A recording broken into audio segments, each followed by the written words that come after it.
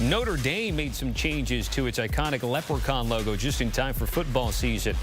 Fighting Irish unveiling that football-toting leprechaun on Thursday, the first in a series of sports-specific leprechauns aimed at representing each sport that the university sponsors. You won't see those jerseys week one because Notre Dame is on the road taking on Miami in a ranked-on-ranked matchup, and those new kits will be featured during home games. Quarterback matchup will garner a lot of the talk heading into this game at Hard Rock Stadium on the 31st. Carson Beck on one side, Carr on the other side. Here's a look at the top 10 matchups week one. Some fantastic ones. It includes Texas and Ohio State, which we talked about with Arch Manning. LSU and Clemson. D tackle #1 and Mike Renner's big board and Peter Woods would be on display. And we've highlighted, of course, the one we're going to be talking about, first meeting since 2017 between Notre Dame and Miami. Let's bring in Chip Patterson to talk about this game. Again, first time in a while, but if we go even further back, 1988, Catholics versus convicts, the 30 for 30, that was fantastic. Chip, what do you remember most about that particular game and sort of the aura and the era of that particular time in college football? Well, full transparency, some of this I did have to study as I was but a wee child at the time. But I am a student of college football. I adore this sport. And so I'm even going to go further back because in 1985, Miami was on the rise and they were really starting to make some noise. And when they went up against Notre Dame, and what did they do? Beat them 58-7. And it was those kind of beatdowns that Miami was handing out all across the country to all of the traditional powers that really started to make clear their arrival in college football. So then, yes, we've got the classic game in 1988. Such a huge year for Notre Dame. Lou Holtz leading that Fighting Irish team, and the identity politics of it all. This Notre Dame established blue blood program against a Miami team that was coming up and embracing the idea of being the bad boys of the sport. So it was just something that whether you were a Notre Dame fan, Miami fan, or sports fan in general, you bought in on it. And Tommy, one of the reasons why I'm so excited about the latest chapter in this rivalry is the fact that Notre Dame, after making the national championship game a year ago, really back is to that point where they expect to be a national championship contender, just like they were in 1988. So I do want to follow up there. I'm going to skip a few lines because you brought up sort of what Notre Dame was able to do. That Northern Illinois game certainly put a sour taste in everybody's mouth, and yet the Fighting Irish were able to rebound and make it all the way to the championship game. So if I were to ask you if any of the pressure has subsided for Marcus Freeman and this program, what would that answer be?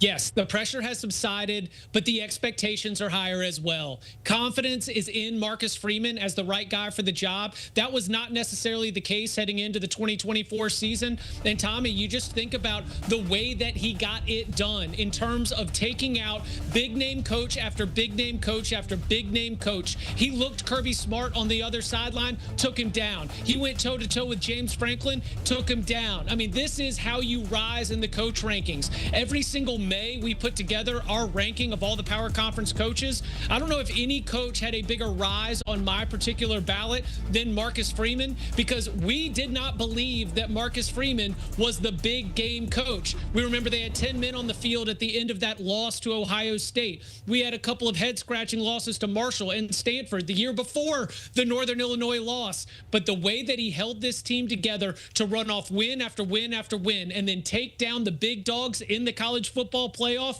I've got no doubts. The Notre Dame faithful have no doubts. Marcus Freeman is the man for the job. He's made them more of a national title contender than Brian Kelly. If we get to who's slinging it around, it's going to be Carr this year. And we're in an era now, Chip, of course, of a lot of one-and-dones. We're kind of removed from that Ian Book era. You had Riley Leonard, Sam Hartman, Carr now. How do you envision Notre Dame navigating the quarterback situation and Carr specifically entering this season?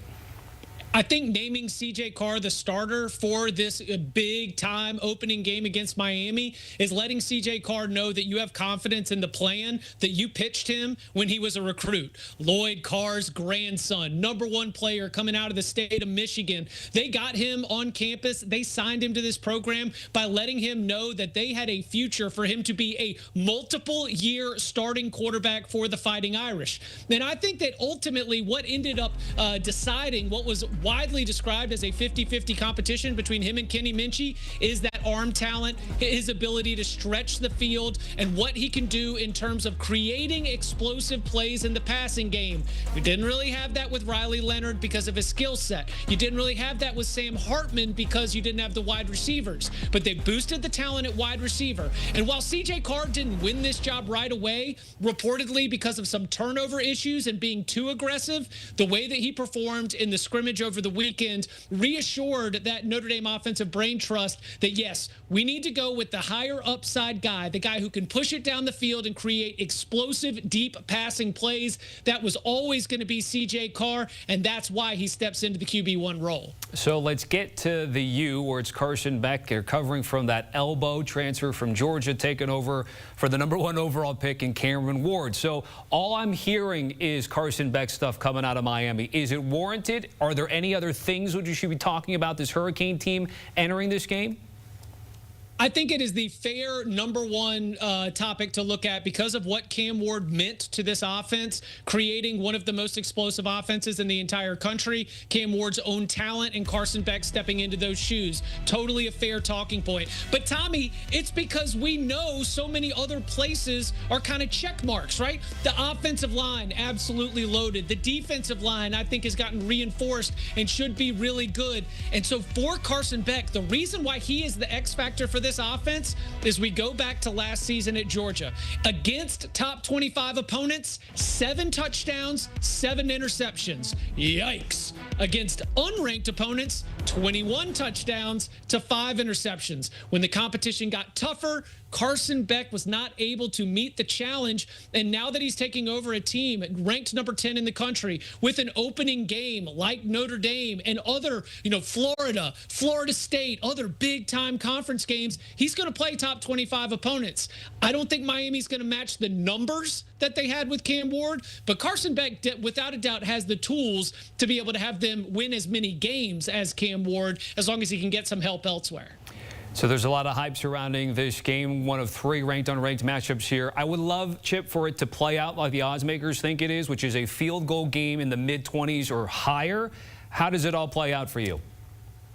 I see this game without a doubt being lower scoring because #1, we are not going to ask C.J. Carr to go out there in a hostile territory, throw the team on his back and be able to go make it happen. And thankfully for C.J. Carr, we've got one of the best running backs in the whole daggum country right there with Jeremiah Love. We've got a loaded offensive line. The most important move that we need to see C.J. Carr do is this one, handoff, because Jeremiah Love's going to keep this clock running. And I think that also for Miami, because they lost not just Cam Ward, but so many important pass catchers off last year's team, it might be more of a ground and pound approach as well. So, yeah, I've got in this particular game Miami getting it done, but it is a low-scoring game and one that really will require both of these defenses to step up and answer the call. Miami and the under for this August 31st tilt at Hard Rock Stadium. Chip, certainly appreciate it, my man.